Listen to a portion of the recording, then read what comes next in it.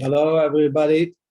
We are now in the Parshas of Shmos. It's a new Chumash. We're starting this Shabbos, and it's a very, very interesting and let's say fascinating, and a lot of questions. And we'll try to answer as much questions we'll be able to, but we'll get the main point of what should give the base for the answers. Okay, this is a parsha where the Jewish people are going into Egypt to suffer, into exile. Talking about Shmos, that's the name of the people who came into Mitzrayim. So the first question would be, why do they have the Jewish people have to go to suffer? There's 70 people who are tzaddikim. Why did they have to come to Mitzrayim to suffer? To be in exile for 400 years, and then Hashem did them a favor. And they made it 210 years. What kind of a favor is that? Don't put us into galus in the first place. And then don't have to do us favors. That means there's such a strong reason why we should be in exile. And then cut it off from 400 to 210. Minyan Redu, said by Yankee. And then, even in the 210, it is a big favor that we didn't suffer for 210 years.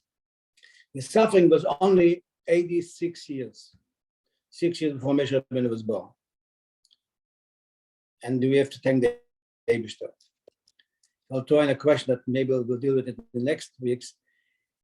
We're thanking the Eibishter for thousands of years that he took us out from Mitzrayim. He put us into Mitzrayim, but he also has to take us out. He should apologize for thousands of years. Why he put us into Mitzrayim? Why? We have to thank him for taking us out from Mitzrayim. We didn't ask him to put us into Mitzrayim. We didn't go into Mitzrayim by free will. And this idea, we see the importance of being in Mitzrayim, of the suffering, if you want to call it, that in the Bris Bein Absorim, in the covenant of friendship, of love, of commitment, of choosing us, of being one with the Eibishter, with Avraham Avinu, but the Christus Bris Bein Absorim, the covenant Bein Absorim, he's telling him about Arba Meishana, your children will be for 400 years in slavery, and they will torture them. Then I'll take them out. We'll suffer for 400 years, and then will give us a lot of money. Doesn't make sense. Okay, so let's go into a little bit detail, more questions, and then we'll try to go to the answer. So let's start. That there was a decree that called it that. Every son, every boy that will be born should throw him into the Nile. To point that the star watchers of Parshas told them that is the day when the Redeemer is going to be born. And he's going to be hurt by water. So all the babies, the dinner for Jewish people or not Jewish, everybody should be thrown into the Nile. But before that, Amram, when it became the decree of to drown all the children in general, not only that day, Amram separated from his wife. And since he's separate, everybody is separate from his wife. How could it be that Amram, who was the Nosei Hadeir, who was the tzaddik of that generation, the father of Moshe Rabbeinu, did not feel that maybe the Redeemer will come from him and Yechevet? How come they didn't know that? That's number one. Second question, when Miriam comes as a 5-year-old girl, I think, and she's giving her father, telling him, your decree is worse than Pharaoh. Why? Because Pharaoh decreed only on the boys, and you decreed also on the girls. Why should you have to speak so sharp to her father? Why couldn't you say, look, we need girls also? And secondly, maybe the Redeemer will come out from you. Why do you have to be such a harsh, accusing your father he's worse than that he's not only like Parah, he's worse than Parah? How do you speak like that to your father? She was a prophetess, but that's a tzaddik is the age of 5. Why should you have to speak like that? Why it said that when they threw these children to the Nile, that's when it started. The Rebbe said, I heard. No, 80 years later. 80 years later. I heard the crying and the calling of the Jewish people to me, and then I'm going to take them out. Why did it take him 86 years to hear the crying of the Jewish people when they were suffering, tortured, and suddenly said, "Now I hear them." God forbid to say that he didn't hear them till then. If you hear them till then, why are you saying here, now I hear and I see what's happening to them and decide I'm going to take them out? Why couldn't you do it a few years earlier? Just they cut it from 400 to 210, from 210 to 86 of suffering. Could have cut it down to less than that also. What is there? Then find a fascinating idea. Mamish could say this surprise. Doesn't make sense. The Rebbe comes to Moshe Rabbeinu in this net and tells him, you know what, I want you to go to redeem the Jewish people. Moshe Rabbeinu starts to have Moshe Rabbeinu is a clever man. I have an argument with Eibishter. Who am I to be chashiv, to be able to speak to Parek, to take out in Mitzrayim? Then why did the Jews? What do you mean? Who are you? You are my messenger. And that's what the Eibishter's answer. But Avram Moshe Rabbeinu didn't know about it. He's a shliach of Eibishter. Then he's asking Eibishter, why did the Jewish people deserve to be a miracle for them? What kind of? How could a Nasi? Right, Moshe Rabbeinu was the epitome of Abbas' of love for the Jewish people. So why did they deserve to have a miracle? Why did they deserve? Why did they deserve to suffer? What do you want them to continue to suffer? Why did they deserve to have a miracle? What kind of question is that? Then we see for 7 days, Moshe Rabbeinu used his brilliant mind of the kind of the Chochmah Atzilas to argue with Eibishter, and he mamish comes up with different excuses and I don't know how to speak, whatever you want. But Eibishter comes and asking you, God, redeem the Jewish people. Ron, should have been so excited and of the mission of going to right away Ron to speak to Israel, to get permission, get permission. And if Israel will not give permission, so what?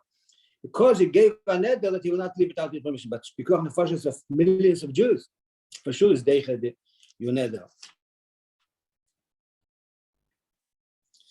Then we find an interesting thing. Because Moshe Rabbeinu was arguing for 7 days, still I get Hashem got upset with him. Obviously, Moshe had good argument beyond what we understand in the argument why he's hesitating about going. So he explained to the Eibishter why he's hesitating. So why is Hashem getting angry? Furthermore, if Hashem is getting angry with him, so why did Hashem say this? You don't want. I have Aaron Lakein will go. Aaron Lakein was says he was Shokul Kamesha, Mesha Aaron Shkulim. They were equal. Aaron was in Mitzrayim to go all the time with the Jewish people watching them suffering. And so why are you begging Moshe Rabbeinu to go? What's wrong with Aaron? Aaron is a good person. You don't want to argue with him for 7 days. Tell him you don't want. I'll send Aaron. Furthermore, as we find that when Moshe Rabbeinu arrived to Mitzrayim and he went to Parek with Aaron, right?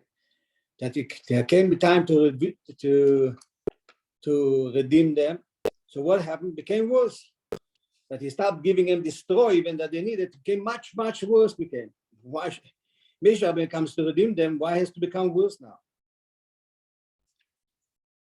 Then you could ask, why was Moshe Rabbeinu a kvad peh? It was very hard of speaking. Why was it necessary to have somebody that is kvad peh? Furthermore, what is the solution for Moshe Rabbeinu being a kvad peh, hard of speaking? We said the solution for that is that Aaron yeh l'chol peh. Aaron Lakein will refer you to Amar. I remember speaking one time to a shliach in some country, far off in a country. So he told the Rebbe that he's not a good speaker. Even with him. So the Rebbe said, your wife will be your mat. The woman, she'll be, the shliach's work, that she was like the spokesperson. Furthermore, I would say, the Rebbe had such a strong reason to want Moshe Rabbeinu, and finally he did everything to get Moshe Rabbeinu. So why have to get Aaron to be his spokesman? The Rebbe could heal his speech impediment, and like Hashem said, so fix Moshe Rabbeinu's speech impediment. As it happened after Matan Torah, Moshe Rabbeinu's speech became good, according to most understanding. So why didn't Hashem fix his speech problem? Why didn't it have Aaron? But let's go a little bit, as I said before, again.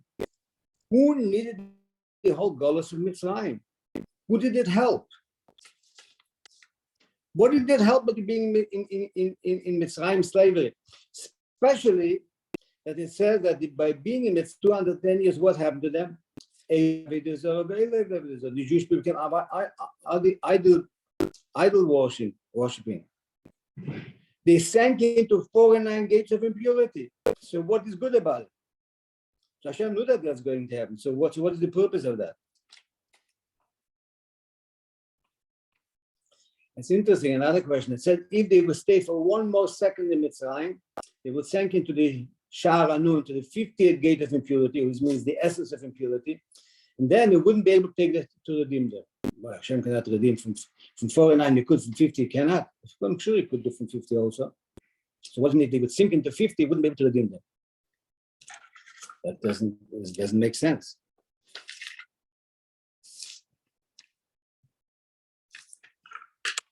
God could do anything.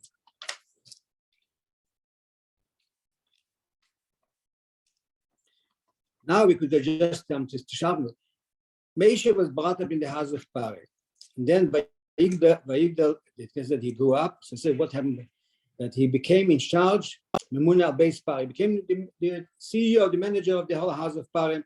That's when he went out to see to what he could help his brothers, the Jewish people. And then he killed the Egyptian, then came the other people informed on him, and then they ran away. Why couldn't he redeem them then? Why did it have to happen? All these obstacles on the way. Moshe Rabbeinu was there. He's the redeemer. He's there. He's in Paris house. He got the position to be. He would have, in a clever way, could have make it at least much easier. So he would make that whole story. He has to run away. And then, but going back to what we said before, that the Jewish people crying and shouting, that they want to help, that Hashem heard them, right? Hashem heard them, and then he redeemed them. Why couldn't he wait to redeem them before they screaming, before they crying such a painful way?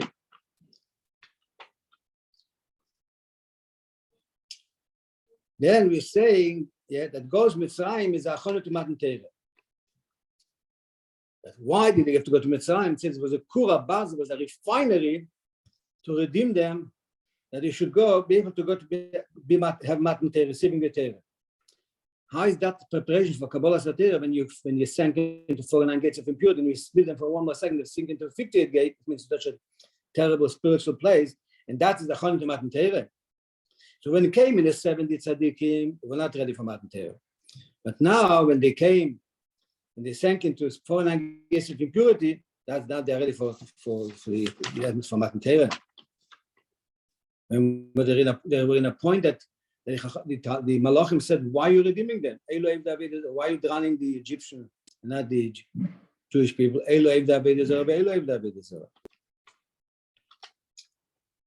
Then Hashem tells Moshe Rabbeinu, go take them out, said, they won't believe me. Why did Moshe Rabbeinu think they won't believe him?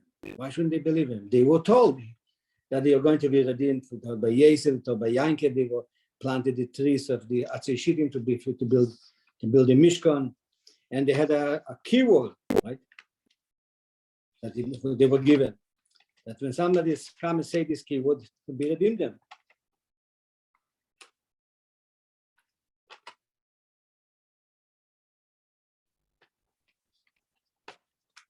And then second question, when he said that he's worried that he will not believe him, he was hit by tzoras. Why did he have to get tzoras? Why are you speaking like that? What is so terrible? Moshe Rabbeinu did not say it because he didn't like the Jews. He had Mesiras Nefesh for the Jewish people. Why did he get tzoras? Then, interesting thing, from the 210 years, 124 years, they did not suffer. Actually, they lived in the luxury of the land. Till the last one of the Shvatim, the sons of Yaakov, died, they lived a luxury life in Mitzrayim, had the best of Mitzrayim, Mitzrayim. So if that was good for 124 years, 124 years was good, just being in Mitzrayim, why did it have to be 86 years of suffering? Then just to put in another question to today's day, it's saying Semach David Abdul Meros Atzmiach, right? Because we are to your salvation, we are hoping, we are longing a whole day. Therefore, you should redeem us. And the Shalah said that just because of wanting and longing for redemption, that's good enough that you have redemption. Why is longing, wanting it good enough? Okay, so that's basically a few questions that we. So let's start trying to see to give what is the main point here. What we see that we say, but probably we have to start with the main idea that what is the whole purpose of Golus Mitzrayim? What could be the purpose of that? So first thing, what our mistake is, I'm sorry for speaking that a little bit roughly, our mistake is that the Jewish people suffered in Mitzrayim, and Hashem came to take us out from Mitzrayim, in this suffering. If that's the idea, then he doesn't deserve a thank you. He should apologize for why we had to suffer. They shouldn't have been Mitzrayim. So, for example, the Maharal Miprog says that the Jewish people, when they came out from Mitzrayim, they not only came out from the suffering of Mitzrayim, slavery, the physical slavery, they came out of all boundaries, we became free people. In essence, that we can never be in exile, in real exile again. In other words, we're not talking about here a redemption in a limited way. That there is suffering, and in that level, you are that we're not going to suffer anymore. We're going to receive the Torah, whatever. No, we're talking about a redemption going out of the boundaries of all the worlds. Any kind of limitation, any kind of boundary. For sure, from the boundaries of Asiya, the world of Yetzirah, and the world of Bria, and even from the world of Atzilus. In other words, Hashem didn't just taking us out of Mitzrayim. In other words, that's what Hashem, that takes it back. What Hashem said to Avraham Avinu, that your children will be in slavery, the Medrash said Hashem gave him two options. What they could suffer in the world to come, in spiritual worlds, in the Gehenim, or they could suffer here in this world. He gave Abraham a choice, where you want them to suffer? Where should they suffer? So the Medrash said that they should suffer in this world.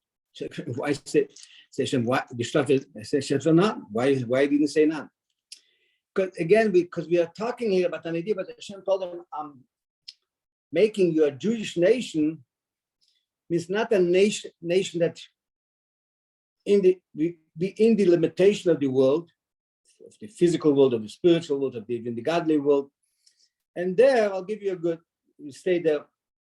No, we are talking here about the idea of taking out the Jews completely from all limitation. A Jew could be completely beyond nature, beyond. And the Rabbi said it's clear, it's not only from the limitation of the nefesh habamis, of the animal soul of the person, but also from the limitation of the godly soul. That's why I'm saying even from the Elam Atzilus, a Jew is higher than everything. So that is a completely different story. So the Rebbe says, I created them. I don't want them just to be a nice nation. No, we need to put them out from all the limitations. Once we understand that we are dealing not with an idea of going out of suffering, limitation within nature, and to be a little bit better than that, out of that limitation, we'll be a little bit in a higher level and everything will be good and fine, then all my questions are still applicable.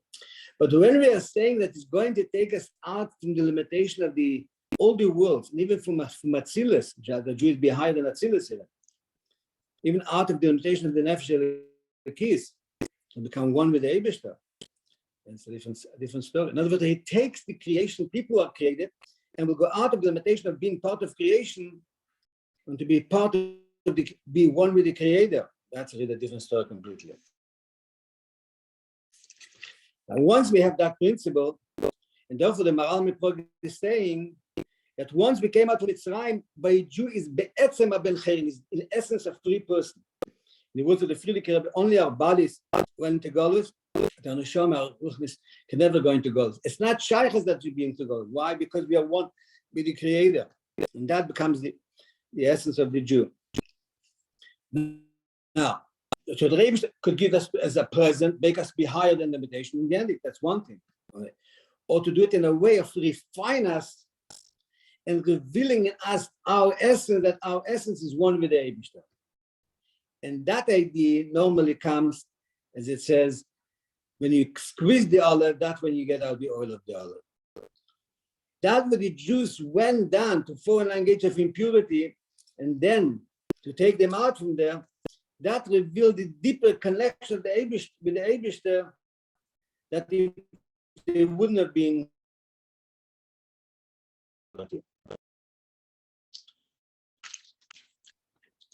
So not only they suffered physically, but they suffered also spiritually. So let's go start go to the questions. And so we understand in general, but we are talking about the different. Now let's go start, for example, the first question we asked, why did Amram separate from his wife? He didn't feel the Redeemer come out from him. Because the idea of the Redeemer, Moshe Rabbeinu, is infinitely higher than what Amram could imagine what's going to happen.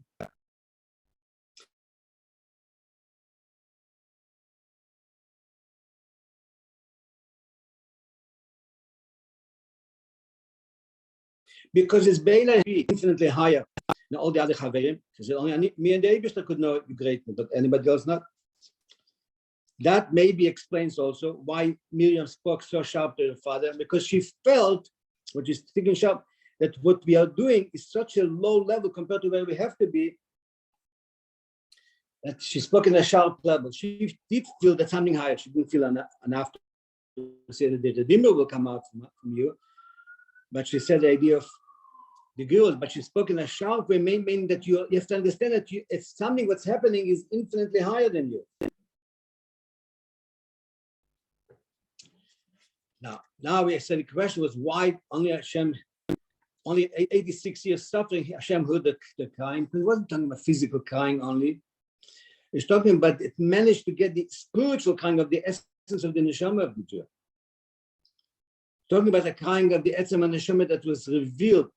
Yes, externally they came down to the lowest level, but in a deeper level, every day they went higher to a deeper level of themselves. So when the crying wasn't the crying only from suffering in a simple level, it was the crying of the etzem and neshama of a Jew that he wants to be with the Eibishter. So that touches the essence of the Eibishter to take them out to that level of.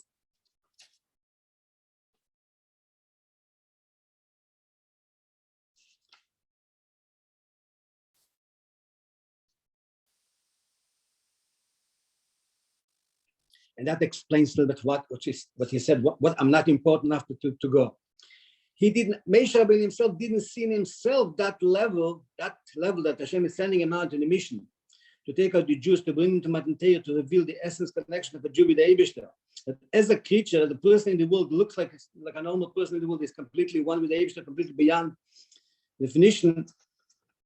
That Moshe Rabbeinu at that point said, he didn't reveal it in himself, if you want to say.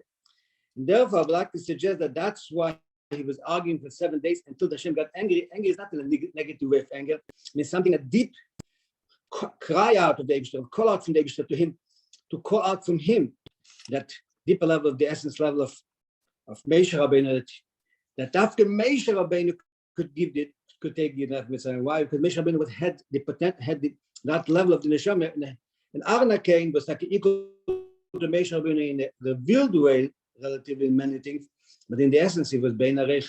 Moshe Rabbeinu was Bein Arich higher than Arna Cain also.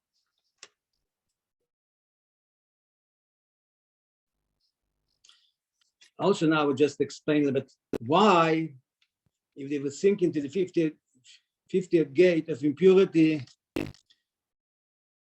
why if you get into the 50th gate of impurity, you wouldn't be able to take them out, because the 50th gate of impurity, it means to the essence of klippe. So then it's not a question of redeeming. Then it would be an idea of recreating them. If somebody is dead, you cannot heal him. Then you do tchias hamesim. It's a recreation.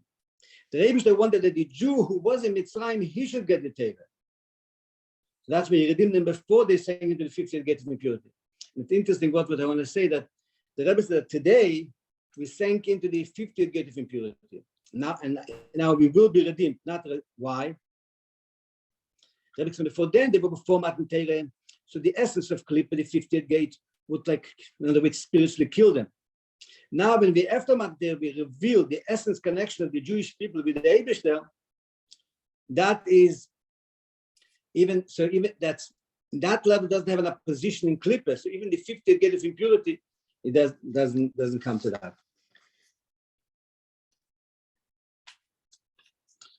Now the Rabbi explains also another. As long as the Shvatim,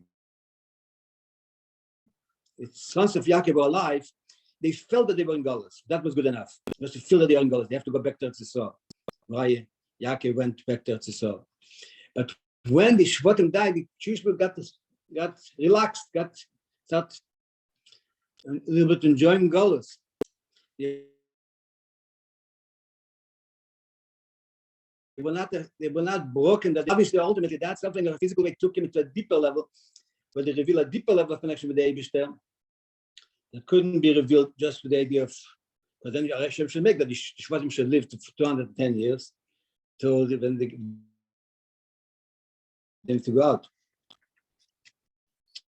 And that explains to us why what the Shalom is saying, what the Rabbi is saying, that by us wanting Mashiach, longing for Mashiach, in that is not good enough to get Mashiach, because wanting Mashiach is coming only from the absolute essence of the Jew who is one with the Eibishter.